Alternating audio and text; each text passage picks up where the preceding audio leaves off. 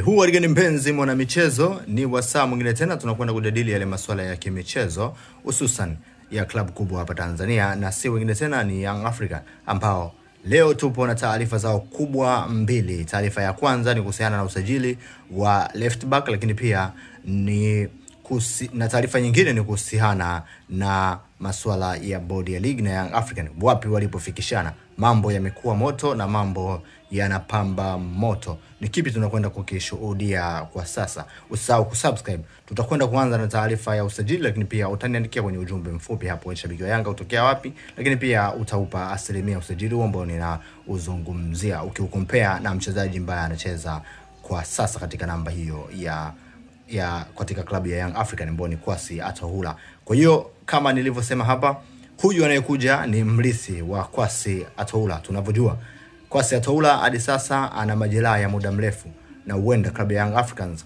sasa hizi wamekwisha mtoa katika mipango ya msimu unaokuja. Aidha atabaki au ataondoka, wao watakuwa na matumizi naye sana katika msimu unaokuja, sababu injury yake ni ya muda mrefu. Hata atakaporejea inawezekana ikawa ni mwishoni wa ligi msimu unaofuatia. Sasa Young Africans hawezi kusubiri mchezaji wa namna hiyo, lazima walete mchezaji mwingine. Ndio maana wamefanya makubaliano na management ya mchezaji Ibrahim Keita kutoka katika klabu ya TP Englebe Mazembe. Kijana huyu ambaye amefanya vizuri sana katika ligi ya Kongo, lakini pia katika Champions League kuanzia msimu juzi. Huyu mchezaji amekuwa wa kutumainiwa, amekuwa na kiwango kikubwa mno. Msimu uliopita Simba Sport walituma ofa, lakini mchezaji huyu alikataa kusaini ofa kwa sababu alitaka kubaki katika klabu ya TP Mazembe amalizie mkataba.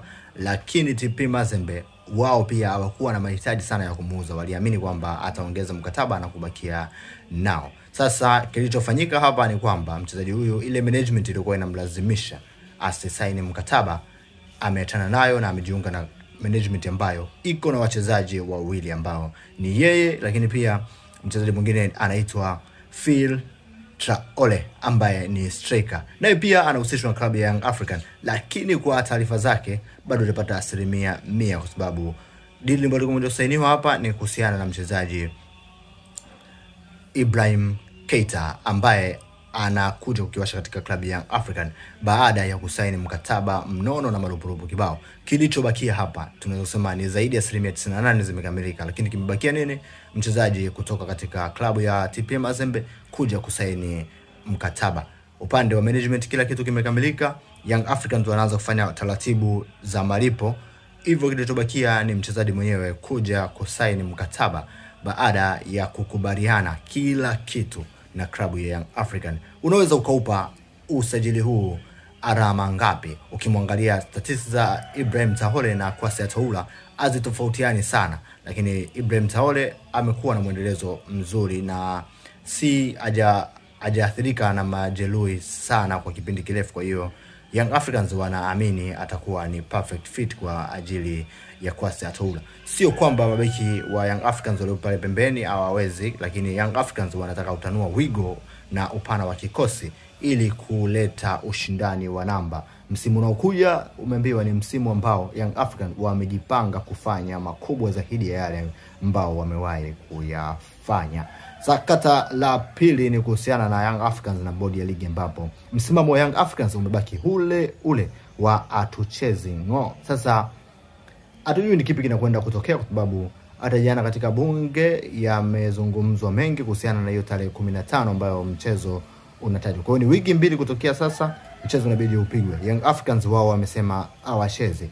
Sasa tunasubiri tuone kipi ambacho kinakwenda kufuatia baada ya vilabu vingine pia kuingilia mgogoro huu na kulalamikia mambo ya waamuzi. Hii ni The Sport. Usisahau kusubscribe, tutakutana wakati mwingine. Lakini pia niandikie hapo kwenye comment, unahisi mchezaji gani wa Young Africans afai kubaki Young African, anabidi aondoke? Niandikie na utapata kile ambacho ulikuwa unakitaka hapa The Sport. Tunakwenda kuambia mchezaji gani ambaye anaondoka na ambaye anaingia. Asante.